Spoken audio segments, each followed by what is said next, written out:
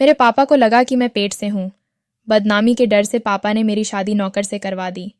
मैं बेकसूर थी, पर जब शादी के 6 महीने बाद ही मुझे बच्चा पैदा हुआ तो बच्चे को देखकर मेरे होश उड़ गए, क्योंकि यह बच्चा तो मेरे। मैं थकी हारी कॉलेज से आई तो घर पर पापा को देखकर हैरान थी, क्योंकि पापा तो इस वक्त ऑफिस में रहते थे। आज भरी दोपहर में घर कैसे चले आए? गर्मी और पसीने की वजह से मेरी हालत बहुत ख़राब थी। पापा ने मुझे गहरी नज़र से देखा, जैसे कि वो मेरे अंदर कुछ झांकना चाहते हो, और मुझे देखते ही बहुत अजीब लफ्ज़ों में पूछने लगे, मानसी, आज तुम्हें कॉलेज से आने में इतनी देर क्यों हो गई? पापा की बातों से मैं हैरान परेशान उनके सामने बैठ गई और बताने लगी कि आज कॉलेज में एक्स्ट्रा क्लासेस थे, इसलिए मुझे घर आने में देर हो गई। पापा ने सर से पांव तक मेरी तरफ देखा और कहने लगे, बस इतनी सी बात है। मुझे उनका यह पूछने का अंदाज बिल्कुल अच्छा नहीं लगा, पर यह कोई नई बात नहीं थी। काफ़ी सालों से मैं उनके इस रवैया से परेशान थी। पापा को मेरी बातों पर बहुत कम ही यकीन होता था। वो इस तरह सवाल करते जैसे मैं उनसे कुछ छुपा रही हूँ। मैंने कहा, हाँ पापा, बस इतनी सी बात थी। आखिर क्या बात हो सकती है? ड्राइवर मेरे साथ होता है, आप चाहे तो उससे भी पूछ सकते हैं। मुझे कॉलेज ले जाने और लाने वाला ड्राइवर 24 से 25 साल का जवान लड़का था। उसका नाम आलोक था, लेकिन पापा को उस पर बहुत ज़्यादा भरोसा था। इससे पहले उसका बाप हमारे यहाँ नौकरी करता था। वो लोग बहुत शरीफ लोग थे। जब से मैंने कॉलेज आना जाना शुरू किया, आलोक ही मुझे ले आने और ले जाने की जिम्मेदारी उठा रहा था। इतना यकीन दिलाने के बाद पापा को किसी तरह मेरी बातों पर भरोसा हुआ। फिर उन्होंने कहा, ठीक है, कमरे में जाओ और फ्रेश हो जाओ, फिर साथ बैठकर खाना खाते हैं। मुझे अपने पापा का यह अंदाज़ बिल्कुल अच्छा नहीं लगा। कहने को तो वो मेरे बाप थे, पर प्यार करना तो बहुत दूर की बात। वह मेरे साथ बहुत सख्ती से पेश आते। मेरी हर छोटी से छोटी हरकत पर उनकी नज़र होती थी। रात में वो कई बार मेरे कमरे का चक्कर लगाते। पता नहीं क्यों पापा को मुझ पर भरोसा नहीं था। जब मेरा गुस्सा थोड़ा ठंडा हुआ तो मैं फ्रेश होकर बाहर खाना खाने डाइनिंग टेबल पर आकर बैठ गई। पापा बार बार मेरी तरफ देख रहे थे, जैसे लगता था वो मुझसे कुछ कहना चाहते हैं। मैंने कई बार उनसे पूछा भी कि आखिर क्या बात है, पर उन्होंने मेरी बातों का कोई जवाब नहीं दिया। जब से माँ इस दुनिया से गई थी, पापा ने ही मुझे पाल पोस कर बड़ा किया था। माँ की मौत के वक्त मेरी उम्र लगभग 10 साल की थी, पर अब मेरी उम्र 17 साल हो गई थी। पापा हर वक्त मेरे साथ सख्ती से पेश आते। उनके इस रवैया से मैं अपने ही घर में घुटन महसूस करती। कॉलेज में मेरी एक दोस्त थी, श्वेता। उससे मेरी गहरी दोस्ती थी। कभी कभार मैं श्वेता के घर चली जाती। श्वेता का एक भाई था, आशुतोष। जब मैं श्वेता के घर जाती, आशुतोष भी हम लोगों से बातें करने लगता। कभी कभी आशुतोष श्वेता को कॉलेज छोड़ने आता। आशुतोष की बातों से लगता कि वो मुझे पसंद करता है। वह एक अच्छा लड़का था, लेकिन पापा के खौफ से मैं कोशिश करती उससे दूर दूर ही रहूं। लेकिन एक दिन मेरी बदकिस्मती थी कि क्या थी मुझे नहीं पता। पापा मेरे पीछे मेरे कॉलेज आ गए और उन्होंने आशुतोष के साथ मुझे बात करते हुए देख लिया। पापा मेरे कॉलेज क्यों आए थे ये तो मुझे नहीं पता, पर उस दिन से मेरी ज़िंदगी में क़यामत आ गई। आशुतोष के साथ बात करते देख गुस्से में पापा ने मुझे गाड़ी में बिठाया और अपने साथ घर लेकर चले आए। उस दिन से पापा ने मेरा कॉलेज आना जाना बंद करवा दिया। उन्हें शक था कि आशुतोष के साथ मेरा रिश्ता है। मैंने पापा को लाख समझाने की कोशिश की, पर पापा ने मेरी एक न सुनी और गुस्से में मुझसे कहने लगे, मैं अपनी इज्जत को दाव पर लगते नहीं देख सकता। तुमने मेरे भरोसे को तोड़ा है। तुम्हारी माँ के गुजरने के बाद मैंने हर दिन तुम्हारी फिक्र में गुजारा है। इतनी पाबंदियों के बाद तुमने आज मेरे मुंह पर कालिफ लगा दी। पापा के इस बात ने मुझे अंदर से झकझोर कर रख दिया था। मेरा रोना धोना कुछ काम नहीं आया और बिना किसी गुनाह के मेरी पढ़ाई बीच में ही अधूरी रह गई। जबकि आशुतोष के साथ मेरा ऐसा कोई रिश्ता नहीं था कि पापा के सामने मुझे शर्मिंदा होना पड़ता या पापा की इज्जत पर कोई आँच आती। मैं घर में बंद होकर रह गई थी और हर वक्त खामोशी से अपने कमरे में पड़ी रहती। हमारे घर में पैसे रुपए की कोई कमी नहीं थी, पर एक आज़ादी थी जिसके लिए मैं तरस रही थी। मेरे पापा को ही जब मेरे ऊपर भरोसा नहीं था, तो मैं गैरों से क्या उम्मीद रखती। एक दिन मेरे पापा के दोस्त प्रमोद अंकल, जो कि मेरे पापा के बिजनेस पार्टनर भी थे, हमारे घर आए। वह आते ही मेरी पढ़ाई के बारे में मुझसे पूछने लगे। मैंने रोते हुए उन्हें सारी बात बता दी। वह पापा के पुराने दोस्त थे और अक्सर ही हमारे घर आ जाया करते थे, इसलिए मुझे उनसे कोई झिझक नहीं थी। मैं अपने दिल की हर बात उनसे आसानी से बता दिया करती। प्रमोद अंकल को जब मेरी पढ़ाई के बारे में पता चला तो उन्होंने समझाते हुए मुझसे कहा, तुम फिक्र मत करो, तुम्हारे पापा से बात कर, मैं तुम्हारी पढ़ाई फिर से चालू करवा दूंगा। प्रमोद अंकल की बातें सुनकर मुझे थोड़ी तसल्ली हुई, क्योंकि पापा प्रमोद अंकल की हर बात मानते थे। प्रमोद अंकल किसी दिन पापा से ये बात कहते। इससे पहले मेरी जिंदगी ने एक और नया मोड़ लिया। एक दिन रात के वक्त मैं गहरी नींद में सोई हुई थी कि पापा अचानक मेरे कमरे में आए तो मेरे मोबाइल की घंटी बज रही थी। तो पापा ने मेरे मोबाइल को उठाया तो फ़ोन पर आशुतोष था। उसने मुझसे ये पूछताछ के लिए फ़ोन किया था कि उसे पता चला है कि उसकी वजह से मेरी पढ़ाई बंद करवा दी गई है। ये बात मेरी सहेली श्वेता से उसे अभी अभी पता चली तो उसे बुरा लगा और उसने फ़ौरन फ़ोन कर लिया, लेकिन पापा ने उस फ़ोन का भी गलत मतलब निकाल लिया। उन्हें लगा था कि मेरा आशुतोष के साथ वाकई में कोई गहरा रिश्ता है। उस रात से पापा ने मेरा मोबाइल फ़ोन छीन लिया और मुझे कमरे से बाहर निकलने तक मना कर दिया। ये सब होने के बाद मैं सारा वक्त कमरे में बंद रहती। कभी कभार प्रमोद अंकल आते तो मुझसे मेरे कमरे में मिलने चले आते। वह मुझे समझाते हुए कहते, बस कुछ दिन इंतज़ार कर लो, मैं तुम्हारे पापा को तुम्हारी पढ़ाई के लिए मना लूँगा। अभी इन सब बातों को 2 दिन भी नहीं गुजरे थे। एक दिन पापा मेरे कमरे में आए और मुझसे कहने लगे, आज के बाद तुम मेरे कमरे में सोया करोगी। मैं जवान लड़की थी और मेरे लिए पापा के साथ सोना बहुत शर्म की बात थी। मैंने पापा से कहा, मैं अपने ही कमरे में ठीक हूँ। मेरी बात सुनकर पापा ने गुस्से में कहा, क्यों? रात के वक्त कमरे में तुमसे मिलने कौन आता है? पापा की इस तरह की बातें सुनकर मेरी आंखों में आंसू आ गए और मैंने रोते हुए उनसे कहा, एक बार तो अपनी बेटी पर यकीन करें। पापा ने कहा, जितना भरोसा करना था मैंने कर लिया, पर आज के बाद तुम मेरे कमरे में ही सोया करोगी। उस दिन के बाद से पापा ने अपने कमरे में मुझे सुलाना शुरू कर दिया। पापा के कमरे में सोते समय मैं सारी सारी रात जागते हुए गुजार देती, क्योंकि पापा के कमरे में सोना मुझे अच्छा नहीं लगता था। सारी रात जागने की वजह से जब मैं अपने कमरे में जाती तो पूरा दिन सोते हुए गुजारती। अभी इन सब बातन को 3 महीने गुजरे थे कि अचानक मेरी तबीयत खराब होने लगी। ऐसा लगता था कि मेरा सर भारी हो रहा है और मुझे चक्कर आ रहे हैं। पापा ने जैसे ही मेरी बिगड़ती हुई तबीयत को देखा तो उन्हें यकीन हो गया कि प्रेग्नेंट हूँ। मेरी ये हालत देखकर पापा ने गुस्से में मुझसे कहा, देखा, तुम्हारे गलत काम का नतीजा हमारे सामने आ गया।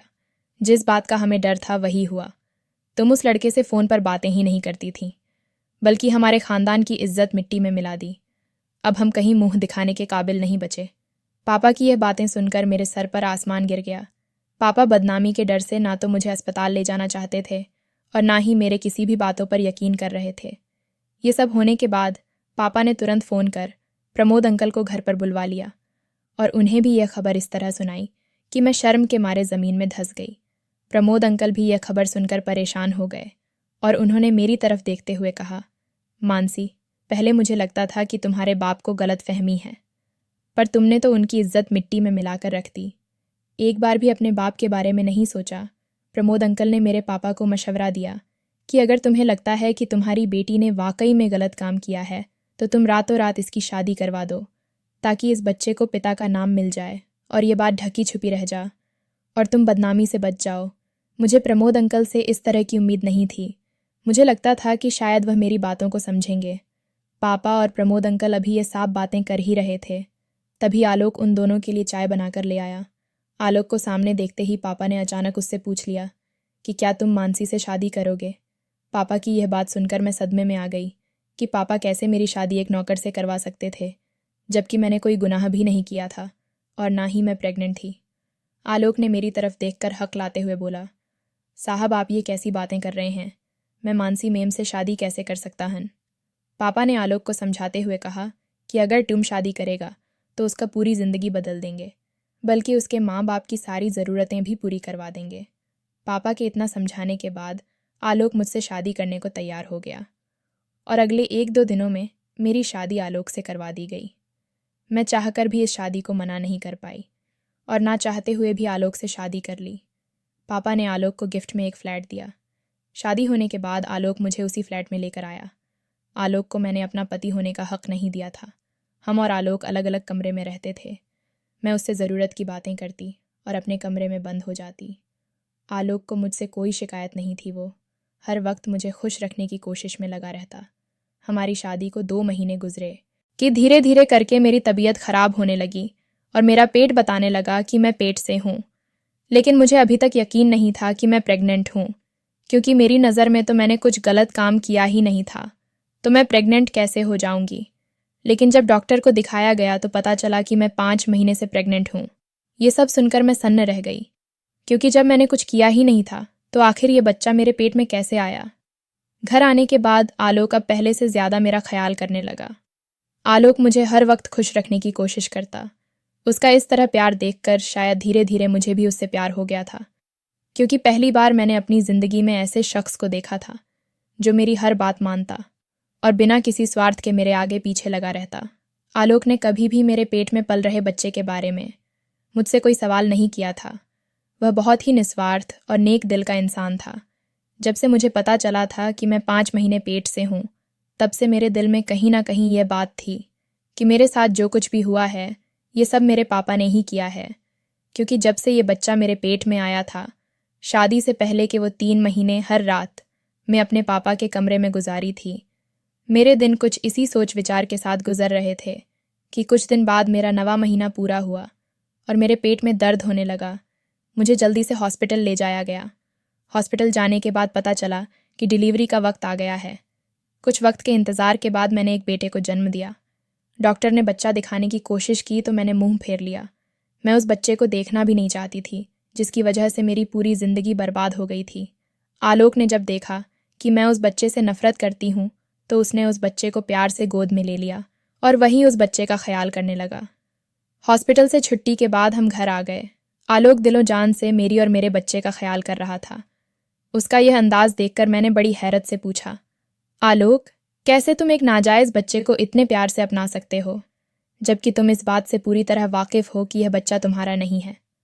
मेरी बात सुनकर आलोक कुछ देर के लिए खामोश हो गया और फिर कहने लगा, मानसी, मैं आपसे बहुत प्यार करता हूँ। आपसे जुड़ी हर चीज़ मुझे बहुत प्यारी है। ये बच्चा आपने पैदा किया है, इससे मुझे उतना ही प्यार है जितना कि आपसे। उसके मुंह से अपने प्यार का इस तरह इजहार सुनकर मैं दंग रह गई। बच्चे को पैदा हुए महीना होने वाला था, लेकिन अब तक मैंने बच्चे को गोद में नहीं उठाया था। आलोक ही बच्चे का दिन रात ख्याल रखता। मैं अपने कमरे में बंद होकर अपनी बदनसीबी पर आंसू बहाती रहती। मैं उस बच्चे को हरगिज़ अपनाना नहीं चाहती थी। एक दिन मैं अपने कमरे में बैठी हुई रो रही थी कि आलोक मेरे पास आया और मुझसे कहने लगा, मानसी जी, मुझे आपका यह दुख देखा नहीं जा रहा। क्या आपको जानना है कि यह बच्चा किसका है? उसके मुंह से यह बात सुनकर मैंने हैरत भरे अंदाज में कहा, हाँ, मुझे जानना है। आलोक ने कहा, मैं आपको सब कुछ बताऊंगा, पर इसके लिए आपको मुझसे एक वादा करना होगा। मुझे जल्दी बताओ, मैंने कहा। यही कि यह सच्चाई जाने के बाद आप इस बात को अपने दिल में दफन कर लेंगी और किसी को नहीं बताएंगी, क्योंकि यह बात किसी को पता चली कि बच्चा किसका है तो हमारे बच्चे के भविष्य पर बहुत बुरा असर पड़ेगा। और इसमें इस मासूम का क्या कसूर, मुझे किसी भी हालत में सच्चाई जाननी थी। इसीलिए मैंने आलोक से वादा किया, ठीक है, जैसा तुम कहते हो मैं वैसा ही करूँगी। पर आलोक के मुंह से सच्चाई जानने के बाद मेरे पैरों तले से ज़मीन खिसक गई, क्योंकि इस बच्चे का बाप वह इंसान था जिस पर मैं खुद से भी ज़्यादा भरोसा करती थी। मेरे बच्चे के पिता प्रमोद अंकल थे, और प्रमोद अंकल, यह सब मेरे साथ मेरी पापा की प्रॉपर्टी हड़पने के लिए किए थे। प्रमोद अंकल शुरू से ही मेरे पापा को मेरे प्रति भड़काते थे, इसीलिए मेरे पापा मेरे ऊपर भरोसा नहीं करते थे। आलोक ने बताया कि एक दिन प्रमोद घर पर आया तो आलोक के सिवा घर पर कोई नहीं था। शायद उस दिन मेरे सर में बहुत तेज़ दर्द था और मैंने आलोक से चाय बनाने को कहा था। तभी अचानक प्रमोद आया और आलोक को किचन में चाय बनाता हुआ देख आलोक से पूछने लगा, किसके लिए चाय बना रहे हो? जब उसे पता चला कि आलोक मेरे लिए चाय बना रहा है तो उसने किसी बहाने से आलोक को ज़रूरी काम के लिए बाहर भेज दिया और बोला, तुम जाओ, मानसी को चाय मैं दे दूँगा।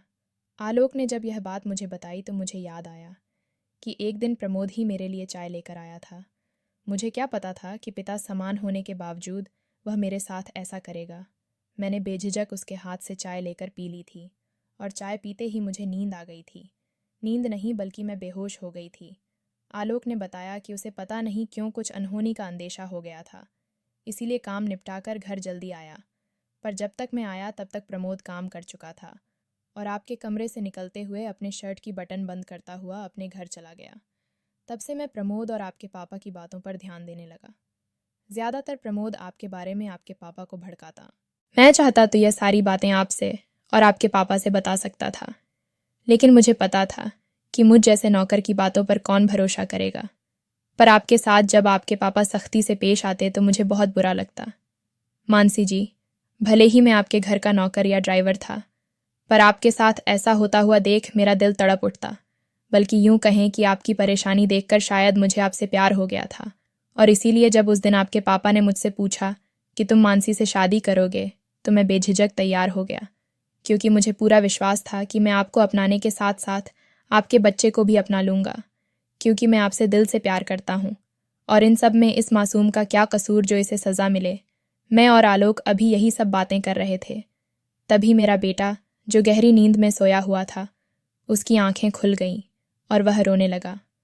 आलोक ने ज़बरदस्ती बच्चे को मेरी गोद में डाल दिया तो ममता से मेरा दिल तड़प उठा और मैंने उसे सीने से लगा लिया और फूट फूट कर रोने लगी।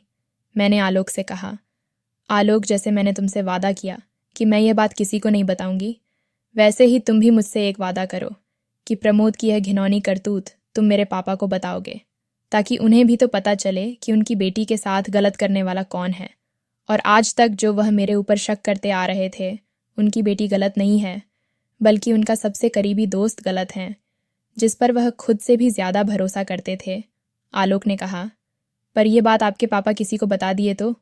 मैंने आलोक से कहा, पापा ये बात किसी को नहीं बताएंगे।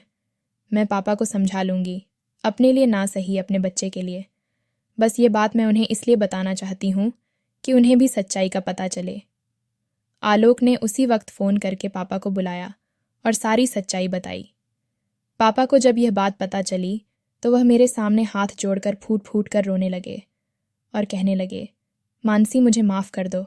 मैंने अपनी बेटी पर भरोसा न करके बहुत गलत किया, और अगर इस बच्चे की बात ना होती तो मैं अभी इसी वक्त प्रमोद को जेल भेजवा देता। पापा उसी दिन मुझे और आलोक को अपने साथ लेकर चले आए और प्रमोद से सारे रिश्ते नाते तोड़ दिए। हमने और आलोक ने एक वादा किया कि हम गैरों से ज़्यादा अपने बच्चों की बातें सुनेंगे, क्योंकि जो मेरे पापा ने मेरे साथ किया, कोई भी पेरेंट्स अपने बच्चों के साथ ना करें।